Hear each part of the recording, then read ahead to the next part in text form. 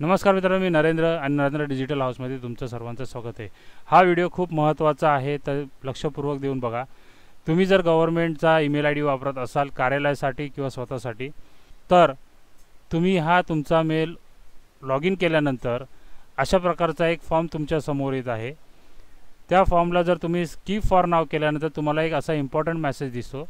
त्यामध्ये लिहिलेलं आहे, the work profile form will be mandated without the skip option after July 2, 2025, 12 AM. Kindly fill in and submit the form for having uninterrupted access to your mailbox. म्हणजे तुमचा जो form आहे हा तुम्ही 2 जुलै 2025च्या 12 वाजायच्या आत तुम्हाला हा फॉर्म भरून सबमिट करायचा आहे। जर तुम्ही असं केलं नाही तर तुमचा जो मेल आय डी आहे हा तुम्हाला वापरता येणार नाही। तर कृपया करून हा जो फॉर्म आहे भरून सबमिट करा आणि तुमचा मेल चालू ठेवा। तर हा फॉर्म कसा भरायचा आहे हे आपण स्टेप बाय स्टेप बघणार आहोत। तर चला आपण आपल्या व्हिडिओला सुरुवात करूया।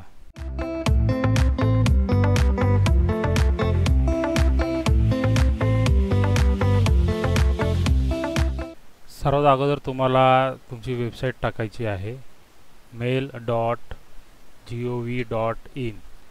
या साईटवर जायचं आहे। या साईटवर गेल्यानंतर तुम्हाला तुमचा जो ईमेल आय डी आहे तो या ठिकाणी तुम्हाला टाकायचा आहे आणि नेक्स्ट बटनला क्लिक करायचं आहे। नेक्स्ट बटनला क्लिक केल्यानंतर तुमचा जो पासवर्ड असेल तो पासवर्ड या ठिकाणी टाकायचा आहे।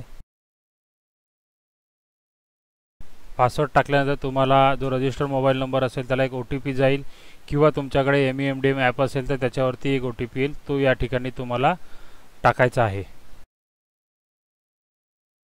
आणि व्हेरीफायला क्लिक करायचं आहे। व्हेरीफायला क्लिक केल्यानंतर तुम्हाला अशा प्रकारचा एक फॉर्म ओपन होईल। जर तुम्ही डायरेक्ट त्याला स्किप करायला गेलात तर तुम्हाला हा मेसेज येईल। हा मेसेज आल्यानंतर तुम्हाला तो कॅन्सल करायचा आहे आणि हा फॉर्म भरून घ्यायचा आहे। तर हा फॉर्म भरताना बघा, तुम्ही बघू शकता याच्यामध्ये काही फील्ड्स जे आहेत ह्या बाय डिफॉल्ट भरलेल्या आहेत, तर त्या फील्ड्स आहेत तशाच ठेवायच्या आहेत, काही चेंजेस करायचे नाही आहे। फक्त यामध्ये आपल्याला हे सगळं आहे तसंच ठेवायचं आहे, काही बदल करायचे नाही आहेत। फक्त यामध्ये जो एम्प्लॉई कोड किंवा identification number given by parent organization, म्हणजे तुमचं ID कार्ड किंवा तुमचा एम्प्लॉई कोड जर असेल म्हणजे DGP नंबर वगैरे, तर तो या ठिकाणी तुम्हाला टाकायचा आहे। दोघांपैकी एक कोणतंही इथे तुम्हाला नमूद करायचं आहे। त्यानंतर खाली आले की तुम्हाला डेट ऑफ रिटायरमेंट आहे, तिथे तुम्हाला तुमची रिटायरमेंट डेट नमूद करायची आहे।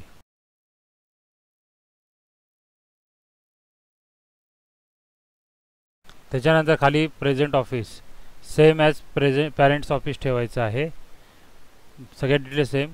त्याच्यानंतर तुम्हाला इथे डेजिग्नेशन लावून तुमचं जे डेजिग्नेशन आहे म्हणजे ज्या अंमलदारी किंवा अधिकाऱ्याच्या नावावर असेल त्याचं जे डेजिग्नेशन आहे ते डेजिग्नेशन तुम्हाला या ठिकाणी टाकायचं आहे। त्याच्यानंतर आहे प्रेझेंट ऑफिस लोकेशन, हे एकच आहे, ते सिलेक्ट करून तुम्ही तिथे घ्यायचं आहे। त्याच्यानंतर तुमचं स्टेट सिलेक्ट करायचं आहे। त्याच्यानंतर डिस्ट्रिक्ट किंवा टाउन म्हणजे ठाण्याचे आहे तर ठाणे सिलेक्ट करायचं आहे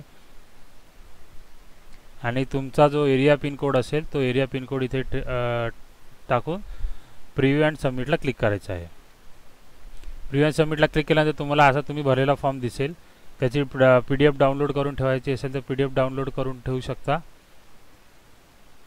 आणि त्यानंतर तुमची PDF वगैरे डाउनलोड झाल्यानंतर तुम्ही सबमिट बटनला क्लिक करायचं आहे। सबमिट बटनला क्लिक केल्यानंतर work profile information submitted successfully असा मेसेज येतो, म्हणजे तुमचा जो प्रोफाइल आहे किंवा जो फॉर्म आहे तो सक्सेसफुली सबमिट झालेला आहे। तर मित्रांनो, तुम्ही हा फॉर्म भरून घ्या, अन्यथा तुमचा जो मेल आहे तो 2 जुलैच्या नंतर बंद होऊ शकतो। तर हा बंद होऊ नये म्हणून हा फॉर्म तुम्ही भरून घ्या। खूप सोपी पद्धत आहे। जय हिंद, जय महाराष्ट्र।